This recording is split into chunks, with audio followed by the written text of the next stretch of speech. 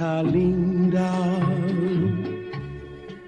de cabellos. Ahora en asuntos políticos, el tema que está sobre el tapete, y alguien me comentaba al mediodía de hoy sobre el caso de la Cámara de Diputados, donde se supone que para el próximo 16 de agosto asumiría, si se mantiene el pacto firmado en el año 2015, asumiría el diputado por Santiago, Demóstenes Martínez, que decía yo en estos días que no veía mayores inconvenientes y que no creía que se pudiese, en un acto quizás como han promovido algunos, de retaliación o de reacción del presidente de la República. Bueno, como no se pudo, me han venido atacando del sector al que pertenece Demóstenes Martínez, voy a romper el pacto y voy a poner a otro ahí. Bueno, decíamos que Demóstenes es uno de los congresistas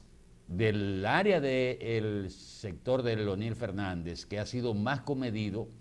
Primero es su estilo, es un estilo que no es de confrontación, aunque sí de firmeza, porque tiene sus criterios propios, que no creo que podría ser un escollo para el desempeño congresual de este último año de gobierno del presidente Danilo Medina.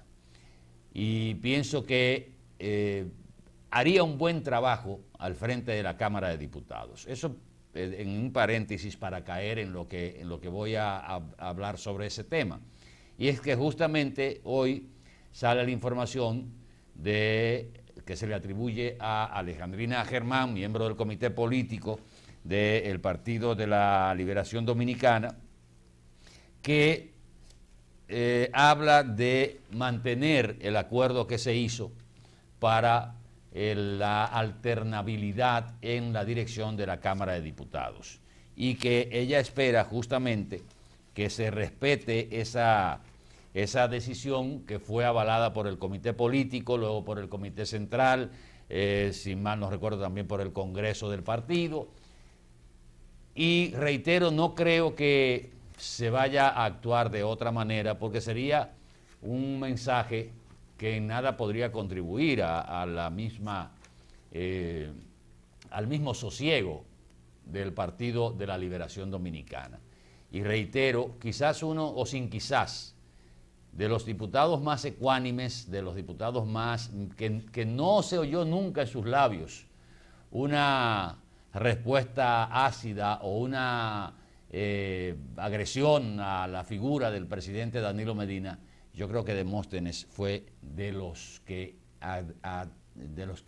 adoptó esa actitud y se ha manejado muy bien, y sobre todo hay que ver la foja de los proyectos que ha sometido Demóstenes Martínez, que creo que haría un excelente trabajo al frente de la Cámara de Diputados. Al parecer, la situación interna que vivió el Partido de la Liberación Dominicana, que todavía se siguen cociendo insensateces. Yo te repito que y te lo dije ayer, que la rueda de prensa que hizo el sector de Leonel ayer era una imprudencia, sobre todo porque fue hecha no para decirle al país que iban a hacer una rifa, fue hecha para, de manera indirecta, volver a mostrar el puño y decir, no estamos de acuerdo ahora con que habilitación del presidente Medina. Eso es imprudente. Y eso lo que hace es que exacerba más los ánimos. Tengo entendido que no hay decisión del Palacio Nacional de contravenir lo que se dispuso en ese convenio. Obviamente, hay miembros del Congreso que están asusando. Para eso, Radamés Camacho es uno que ha dicho que no hay que cumplir con eso, porque también los otros incurrieron en actos de rebeldía. Y que esos actos de rebeldía... Sí, pero por ese acuerdo está él ahí, como presidente de la Cámara de Diputados. Claro, pero él es uno de los que está usando ese, ya no como presidente, sino como miembro de una facción que sigue a uno de los líderes de ese partido en esta crisis. De todas maneras, en el Partido de la Liberación Dominicana debe primar la sensatez. Que cada quien establezca su estrategia, que al final piensen todos que la oposición y aquellos que apoyan a la oposición desde aquí y desde fuera, y saben a lo que yo me refiero, no estaban apostando exclusivamente a impedir una repostulación de Danilo. Se lo dije a todos, y la oposición está trabajando con una estrategia para eso. Lo que hay detrás de todo, Atahualpa, no es Danilo, es el PLD, sacarlo del poder. Y ellos tienen que darse cuenta de que si siguen por ese derrotero, con una división van a salir, porque se necesitan ambos. Ambos se necesitan. Ahora, las cosas se siguen azuzando, se siguen instigando los desaires, las amarguras, y no se otea en un horizonte cercano que esas cosas se resuelvan. Pero lo propio está pasando, y comparto contigo, de que debe ahorrarse ese pacto. Eso daría una muy buena señal, por lo menos tranquilizaría los ánimos y daría una buena señal incluso de parte del oficialismo del Palacio, de decir, no, a pesar de todo lo que ha pasado, vamos a cumplir con el pacto. Además, en manos de Demóstenes, yo creo que quien se privilegie es la Cámara de Diputados. Que sería un ente de equilibrio también. Ahí, por supuesto, decir. que Demóstenes no es un contradictor, pero en el PRM las cosas no están de menos. El aspirante a la presidencia, Wellington Arnaud, pidió un juicio político para Hipólito Mejía. Y le solicitó al aspirante, también al licenciado Luis Abinader, que se definiera con relación a lo relativo a un apoyo o no de una eventual habilitación del presidente y una reforma constitucional, que él tiene que definir esa postura. Creo que ambas propuestas del señor Arnaud son puntuales. Ya ese partido tiene que ver hacia lo interno qué es lo que va a hacer con Hipólito. Bueno, pero que Hipólito lo que ha planteado es una posición personal. No, Atahualpa, mira. Cuando Paliza lo salió a defender en junio, que él se destapó con que yo no estoy de acuerdo con que se modifique la Constitución, pero dejo en libertad a mis diputados para que ellos decidan lo que entiendan conveniente. Todo el mundo interpretó lo que él quiso decir con eso. Es que yo creo que a Hipólito aunque lo salieron a defender, pero ahora lo malinterpretaron, porque yo no escuché que él dijo eso. Él dijo que él no podía garantizar la lealtad o la fidelidad de sus diputados. Espérate, es que él la ha garantizado en otras situaciones, y él ha apelado a esa fidelidad de su gente cuando él los necesita y cuando los quiere utilizar como instrumento. También Hipólito ha sido muy inconsecuente con la política interna de su partido. En momentos en que el partido no se ha pronunciado, él emite un documento público del equipo que lo respalda, solicitando entonces la reforma constitucional a la que se opuso en junio. Es que es un hombre contradictorio y que siembra desazón en las filas del PRM. Tenga o no tenga una mayoría o una minoría, siembra desazón.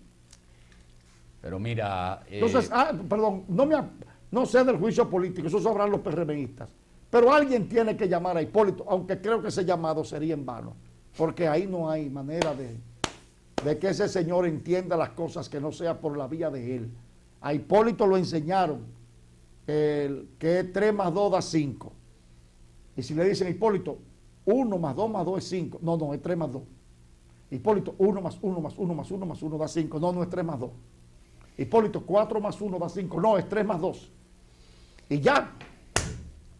Pero yo creo que la postura de Wellington Arnaud está buscando diferenciarse de ambos candidatos. ¿No tiene derecho? Claro. Está aspirando. Y está tratando de crear una imagen de oposición dura, definida, y es lo que ha estado planteando. Y también enfocando el punto de que o somos institucionalistas desde el partido o cada quien va a actuar por su lado, que es lo que le ha estado enviando el mensaje. Pero él está construyendo una carrera política, sí, y lo está construyendo, que ojalá no le pase como le ha pasado a otros jóvenes, que por las constantes contradicciones que han tenido con el liderazgo tradicional de los partidos, al final ese liderazgo tradicional termina aplastándolos. Terminado aplastándolos. Estamos de acuerdo, pero el llamado que él ha hecho a su partido no deja de ser consecuente con la política que debe derivarse de ahí como partido de oposición. Es que no se puede un grupo haciendo un juego, el otro por el otro sin definición, es que eso Eso, Mira, tú me has oído, y voy a cambiar de tema si tú no, si No, no no, me no. permites. Tú me has escuchado en muchas oportunidades hablar de lo que es la continuidad del Estado y las grandes pérdidas que ha tenido el erario dominicano, justamente por no dársele continuidad al Estado. Y me refiero específicamente a contratos, a obras que se han asignado, concesiones que se han dado, construcciones que tienen años y años y años, que se invirtió un dinero en las zapatas, se invirtió un dinero en estudios y no se concluyen porque esa obra era de Balaguer. Y ejemplos tenemos a montón. Estaba viendo, no recuerdo, y me van a excusar los de la noticia, no recuerdo en qué canal, estaba viendo un reclamo de la Isabela Vieja de Puerto Plata, de ahí de la costa norte, sobre un puente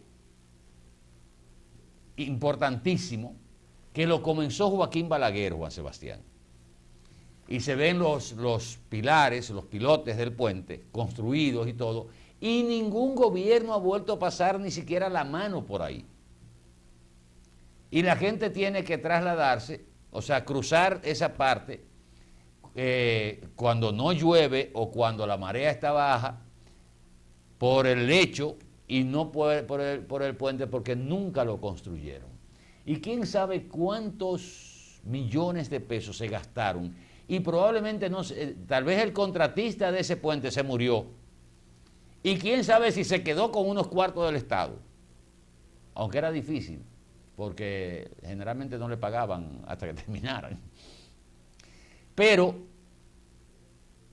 estaban haciendo un llamado a las actuales autoridades porque hablaban de que ese puente, esa vía comunicaría la parte de la Isabela Vieja con la otra parte de la costa que ya va para Montecristi, que uniría la parte de Puerto Plata, esa parte de la costa norte con la costa del lado de Montecristi, que siempre se ha hablado de esa carretera, que sería una belleza terminarla.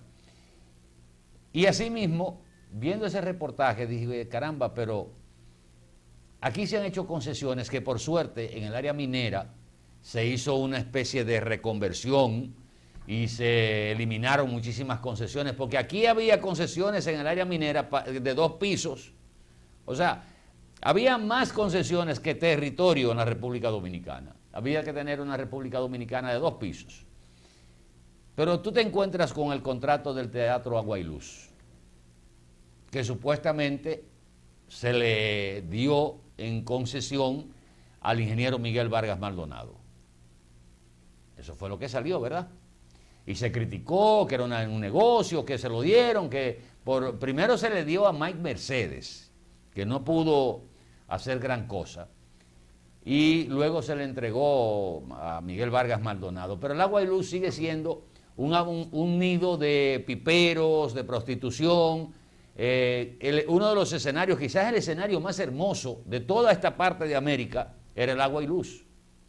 Pero la desidia del Estado, de que eso lo hizo Trujillo, de que había que destrujillizar el país, y eso quedó en un abandono y hoy es una ruina, que una vez se habló que el ingeniero Miguel Vargas Maldonado, como le dieron una concesión, creo de 30 o 40 años, iba a trabajar para la rehabilitación del Agua y Luz. Pero si no se va a hacer nada, revisen esa concesión, pregúntenle al ingeniero Miguel Vargas Maldonado cuáles son sus planes, cuáles son sus proyecciones, y si no, denle eso a otro o destruyan eso, terminen de destruirlo, que es un centro de prostitución y de drogadictos y de todo, y conviertan eso en un parqueo del Centro de los Héroes, que tanta falta le hace a esa zona. Pero una cosa abandonada, y no solo abandonada, hay que ver en el antro que se ha convertido esa parte. Ah, pero que está concesionado. Y así hay muchísimas concesiones en el país. Eso no se lo dieron a Miguel Vargas Maldonado. Pero eso es lo que estoy diciendo, Juan Sebastián, ¿dónde tú estabas? No, estoy repitiéndome. ¿Qué pasó?